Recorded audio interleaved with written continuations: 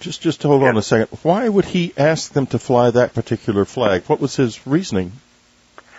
Well, I think it goes back, as many politicians are advised or think of themselves, the importance of allegory, the importance of symbols.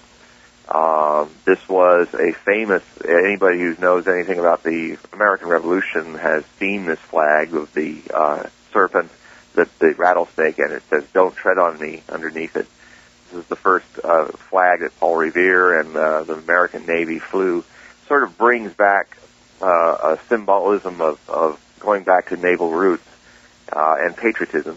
And what makes it significant in prophecy is that it's not a flag. If it had been hoisted on the masts of U.S. ships for centuries, it doesn't have a specific time window like it does being hoisted on the Navy ships, all Navy ships, since 2002, to signify a symbolic response of a force that's fighting in a modern war.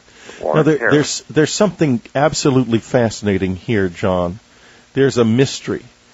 Back in the 15th century, a man uses this phrase. Now, forward in the 21st century, another man, completely seemingly unconnected to him, has the idea to put that flag on these ships, thus identifying the ships with the prophecy.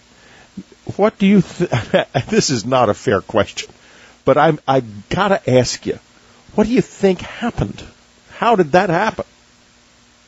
Well, there's two possibilities. One would be that the political advisor of the president himself is a great reader of prophecy and is trying to self-fulfill, as one sees often happen with the Vatican in regards to papal prophecies. They do try very hard to fulfill prophecies. In fact, that's a tradition that's in the Judeo-Christian prophetic tradition, to politicize prophecy, to try to make things happen. I mean, Jesus was not the only claimant to the line of David that came into Jerusalem on an ass with palm fronds laid before him. That was one of the steps that was put forth by the prophecies that had to be fulfilled. And anybody who's read their New Testament knows that there's a number of phrases where Jesus did this to fulfill prophecy, Jesus did that. And that was so that is one kind of line. Now, my intuition says that Karl Rove and the president and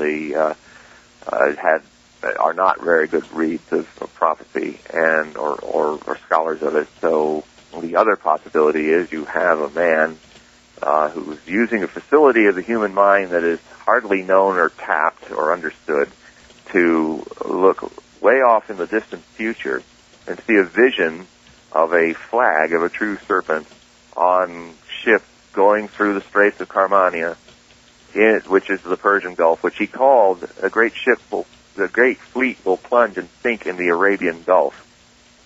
Now, you got to understand that in Nostradamus' day, they never called it the Persian Gulf. In fact, most Arabs even today don't call the Persian Gulf the Persian Gulf. They call it the Arabian Gulf. It's just the Western geographers who call it that. So here he is describing a flag. Often Nostradamus' prophecies are visual and audio in nature. Sometimes he even smells the future. And it's an image. It's a unique serpent flag. They will invade, he says, at a time when they're allied or involved with Byzantium, which is the ancient name for Turkey. One of our closest American allies in the Middle Eastern region is Turkey. He also talks in the same prophecy about Egypt being involved, and that nearly 1 million men from Persia would be moving westward. Now, the Al-Quds, which is a military within the military of Iran, kind of the Iranian SS, if you will, for the Islamic Revolution. They put the guns down to guard the Sharia law as it's interpreted by the Grand Council High Council of Ayatollahs, headed by Supreme Ayatollah Khamenei, who's really the leader of Iran. Ahmadinejad is just a mouthpiece for the regime.